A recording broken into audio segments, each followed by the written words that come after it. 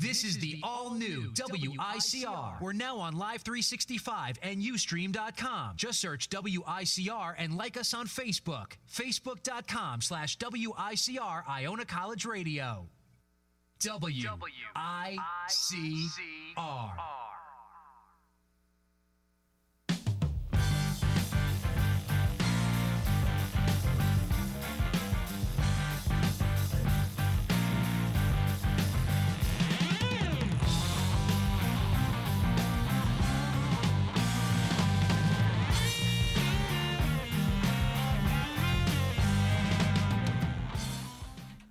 Hello and welcome everybody to this edition of Opposites Attract with John Stanko and yours truly, Anthony Carlo. Thank you for having me, Anthony.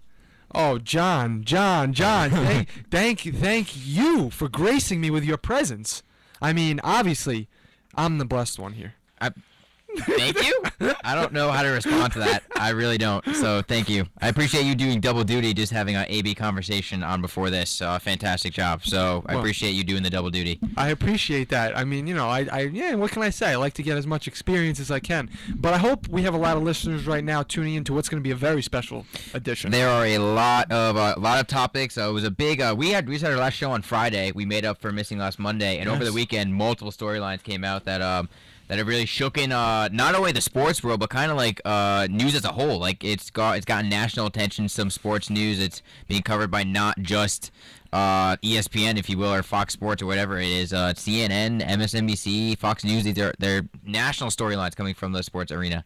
Absolutely, and as you said, with a quick turnaround, one of those stories was the recent coming out of defensive end and defensive player of the year, actually, Michael Sam, and you know. Should I say the joke or should I not? No, you should not. Okay. I don't. I always calling Michael Sam Michael May, and I don't know why. John had an issue with calling Michael Sam Michael May. But I'm sorry, Michael Sam. I don't know why I'm saying your name wrong. I'm sorry. So this Missouri defensive end who is going to be entering the NFL draft, big boy, 260 pounds. Obviously, you got to be big to play defensive end. Definitely set precedent. Can I say that word? Does that make sense? That makes sense. By declaring that he's gay. Listen, I think it's a fantastic, courageous move by him. I have nothing more than respect for him for doing it. I find it great how he announced it to his Missouri team last August, and they supported him all the way through. There were things on Twitter about how his teammates went to gay bars with him and stuff like that, and right. they really bought into it. Listen, it's great. Frankly, I don't know why this is news. I mean, I understand it's in the National Football League and there's a culture, but I mean, it's great that he's opening up, but it's good for him. It's his personal thing, and I understand that it's news, but at the same time, this is happening every day. It's normal life now, and no offense, but if you're not up with this, then you're falling behind the rest of society. I mean, that's my idea of it, but great for him, and I also think it's good for the NFL. I think it might take time for them to get adjusted to, but I think in the long run, this is good for the NFL. I don't disagree with you that it's good for the NFL. Great to embrace the person he is. Obviously, we all have to embrace who we are. If you don't embrace who you are, you can't. I don't think you can accomplish as much. But I agree with you. A very courageous move on a different level, because obviously many on the field accomplishments and off the field accomplishment would be embracing his personality, who he is, you know, what he likes, and letting everybody know that I'm not afraid to come out. I have a question for you. Does that embracing, as you said, this is something that people are on the up and up of. Why does he embrace it then in the way where he has to declare it and make it known to the whole world? Well, I think which created a media frenzy and will continue to create a media frenzy. I think he did it calculated. I think he wanted to do it before the NFL draft. Because I think if he announced it after, people would have asked, why did you wait? Good point. But at the same time, I think he did it because he knew it would draw attention. And as crazy as that sounds, I think he has to know that he's going to get attention from it. And I mean, I don't know if he did it maybe to get the ear of NFL teams or whatever, or just draw attention to the issue. But there was a calculated reason behind him announcing it now, but right before the NFL Combine and before the NFL Draft in May. I can't know what's going through his head, but you got to think something made him want to do it now. And I know for a fact that there are many things running through NFL teams' minds now, and the people who make the decisions to now. When the draft coming around, when the draft comes, you have to realize he's not going to be a top pick. I mean, obviously he's a mid-range pick. He's a third or fourth rounder right now, according to draft projections. Okay. And what is going to happen is this. I want to ask you, actually. I want to get your opinion. Will this affect a team from rejecting him and passing him up, or you think it will play into their decision to take him or leave him? I think it drastically has an impact on it. I think there are very few teams in the NFL who are ready to deal with the circus that he would bring to their locker room, whether that circus be deserved or not.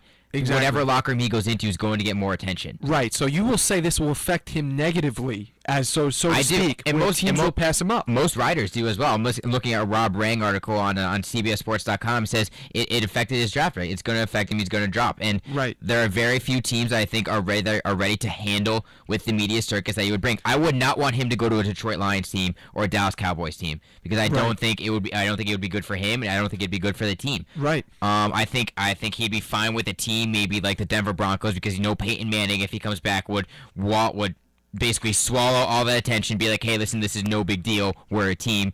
I think there needs to be a leader, as you said, like a Peyton Manning, who will take control if anything goes wrong in that clubhouse. Yeah. I think a team like the Patriots would be great because they did it. Of course. Well, no, listen, the Aaron Hernandez fiasco, they were able to persevere throughout all year, and while that was a big to do, they were able to kind of push it under the rug, maybe not have questions asked about it all year long. Absolutely. And they were able to do that. I think they could do the same here. Would you feel that a Miami Dolphins team would be able to handle another occurrence such as this? I mean, they're probably used to it now. Well, I mean, they did a great job themselves. They did. Winning with that whole thing going on. Oh, yeah, absolutely. I'm not sure that Michael Sam would like to go to the Dolphins, knowing the whatever rumors are surrounding Incognito and Martin. I'm not sure he would want to go there. But, absolutely. I mean, I believe that's Coach Philbin in Miami did a fantastic job. Oh yes, absolutely. But now you have to realize, with as you brought up a great point about how teams are going to react to this, and you mentioned teams you would not want to see him go to because it would create a circus in the clubhouse. There are certain teams I don't think he'd be a good fit for at all. Right now, on the whole, you feel that any team other than the ones you have set in your mind that would not be good for him to go to, a team that you think would accept him well, you don't feel like there's going to be any disruption from any players in those clubhouses as to what he's bringing to the table? Well, listen, I think that there's going to be it's going to be a culture shock. I don't think though. I mean, I speak from experience. I live with a gay roommate, and I have absolutely no problem with it whatsoever. Okay. And that's great. I can tell you, I live my life the same, and I haven't changed a single thing. Right. So, I mean, I could tell you now, granted, an NFL locker room has much more testosterone than myself living in a room with someone else. Right. But listen, I didn't change anything, and I would think grown men who are doing this for their career would have courage enough to not change and not be flummoxed by someone coming in and playing football with them doing their job. Well, Jerome Bettis agrees with you because he said 95% of NFL teams will accept him, and there will be no trouble. I think that's high. He said 95%, which, Jerome Bettis is Jerome Bettis. He was good at being a huge big body running back, but how much of an NFL analyst? No, I mean, I think I agree with the fact that he's going to deal with a lot of trouble when he's looking at the eyes of an offensive lineman who's looking to put him on his back. I think that's where most of his trouble in terms of being called names and being, inhumanely treated, that is going to play in there. As far as it goes, unless he goes to a team, as you mentioned, that you feel the clubhouse will generally, based on their track record, not do anything good for that man. If he goes to a team that generally has a leader, can take control, and most likely things will be safe, I think the most trouble he'll have is on that offensive line. I should say facing that offensive line. I agree with you. I think it is going to be tough. Now, granted, there's a lot of trash talk that happens on the NFL football field, and we don't hear any of it, but we know that it's there. We don't know what goes on underneath those piles. A lot. I think we could safely say a lot. That's why I think though it's important he goes to a team that would back him up, because if he gets name called on the field, or he gets bullied, if you will, you'd want players that step up for him and fight back for him, maybe shove that offensive lineman, if you will, who is calling him names. There's another interesting point here, and that is the point of normal rookies go through heckling. They go through heckling. It's part of the game. Hazing is natural in the National Football League. Will this affect the way he's heckled? Will players now be scrutinized and magnified for heckling him due to normal rookie basis of heckling? Or will they withdraw and not touch him at all, make him feel like he's ostracized and not treated like a normal rookie? What's going to go on? Well, I don't think he wants to be ostracized. I think he wants to be treated like anyone else. He wouldn't have come out like this. I don't think he wants to be treated like anyone else. Now, listen, I think hazing, we don't know what goes on behind the season hazing. We know that they carry the pads, and we know that they carry the equipment. That's what rookies do. Right. That's part of the National Football League. Des Bryant, you should learn that when you were a rookie. Again, he didn't like those rules. Well, he was a rookie Des with the Dallas Bryant Cowboys. is very, he's a special case. Yes, I mean, yes. he thinks who he is, but... Listen, I think that it depends on the culture of the team he goes to. Right. I think some teams are more, I would say, elaborate maybe with their hazing than others. Like, I can't see a team led by Peyton Manning, a Tom Brady, a Drew Brees, someone of that kind of character, going through putting rookies through intense hazing. Right. I think they do it because, I mean, it's part of the game, and it's just what you do. It's how you become part of the culture, and that's how you earn your spot, earn the respect of the veterans. But again, a team that maybe doesn't have a true defined leader as a player or as a coach, I'd be scared to see what he would go into, and I'd be scared to see a first-year head coach get Michael Sam, because if you're a first-year head coach without much coaching experience, absolutely, then you're thrown into a firestorm that you may not know how to handle. Absolutely. Well, the league did release a statement, and they said that we admire Michael Sam's honesty and courage. Michael is a football player, and any player with ability and determination can succeed in the NFL. We look forward to welcoming and supporting Michael Sam in 2014, end quote.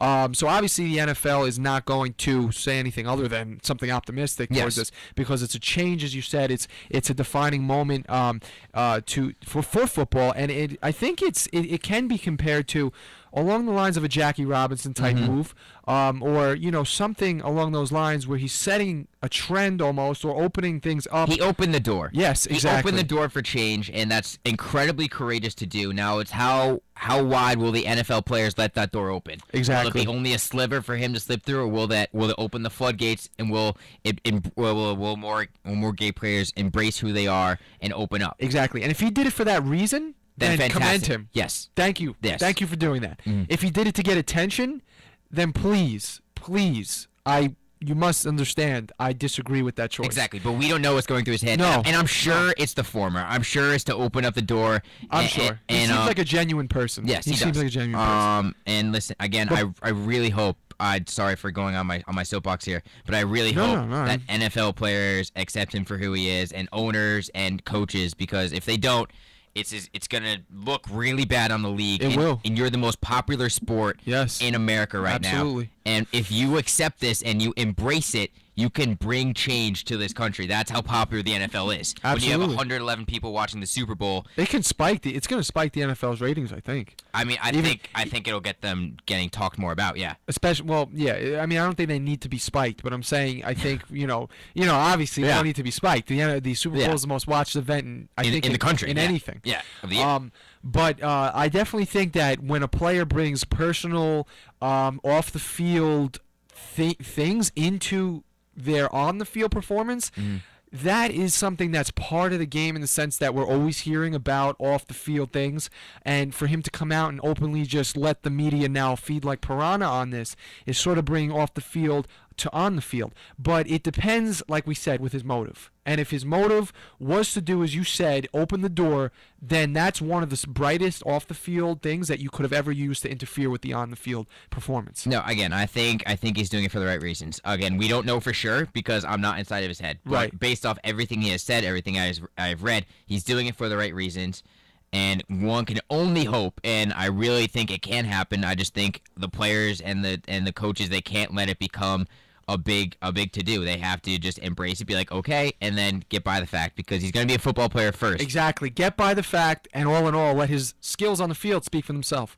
Not anything. Obviously, it's really, my opinion of it is, when you look at a player and who he is, he should not be judged on anything else besides what his profession is. And even though they should get recognition for charity events and things they do off the field, very important, with something like this, you should not ever, I think, attribute anything other than his stats to judging him. You shouldn't judge him as any of the stuff he's come out with. You should not judge him that way. No, he should be judged on his you. skills. It's fantastic for him to come out. I commend him for his bravery to say something like that, go out open in the New York Times. I mean, absolutely, in the most nationally respected newspaper in the country, to come out.